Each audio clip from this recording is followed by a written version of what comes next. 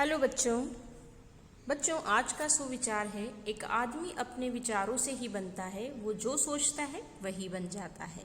इस सुविचार को आप अपनी कॉपी में लिखेंगे और आज के दिन की शुरुआत करेंगे। बच्चों आज हम भारत के अन्य त्योहारों के बारे में पढ़ेंगे।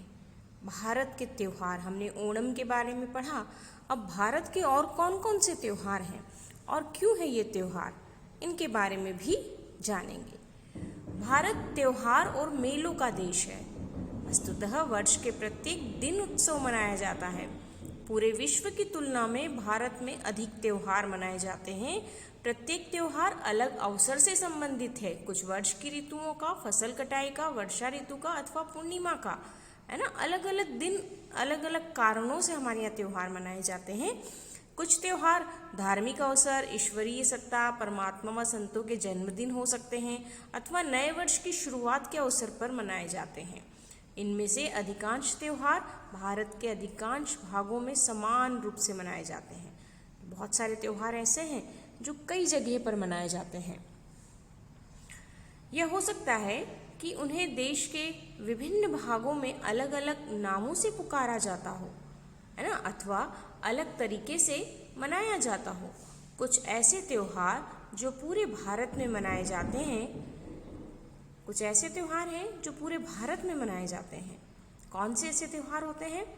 जैसे महाशिवरात्रि, होली, रामनवमी, रक्षाबंधन, कृष्ण जन्माष्टमी, गणेशोत्सव, विजयादशमी, दीपावली, महावीर जयंती, बैसाखी, ओणम, ईद, क्रिसमस, पोंगल। ये भारत के प्रमुख त्योहार हैं जो सभी ओर मनाए जाते हैं। तो बच्चों ये भारत के हमारे त्योहार थे। अब हम जानेंगे इन त्योहारों का महत्व क्या होता है, क्यों हम इन त्योहारों को मनाते हैं, है ना। त्योहार तो हमें सीख देते हैं ना, अच्छे संदेश देते हैं, भाईचारे की सीख देते हैं। तो त्योहार यानी फेस्टिवल का हमारे जीवन में बहुत खास महत्व है। ये हमारे जीवन में उमंग और उत्साह का संचार करते हैं।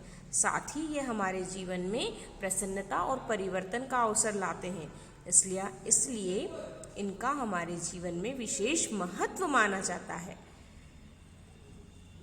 हमारे भारत देश को अगर पर्व और त्योहारों का देश कहा जाए तो गलत नहीं होगा, क्योंकि जितने त्योहार हमारे देश में मनाए जाते हैं उतने शायद ही किसी और देश में मनाए जाते हों। भारत अनेकता में एकता का देश है। इसकी झलक त्योहारों के मौक़ों पर भी मिलती है। हमारे देश में ऐसे कई पर्व और त्योहार हैं जिन्हें लोग बड़े ही उत्साहपूर्वक मनाते हैं। बच्चों इसके अतिरिक्त हमारे कुछ राष्ट्रीय त्योहार भी हैं।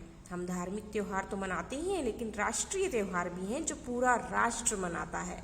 चाहे वो किसी भी धर्म का इंसान हो, वह इन राष्ट्रीय त्योहारों को अवश्य मनाएगा। 15 अगस्त, 2 अक्टूबर और 26 जनवरी, है ना।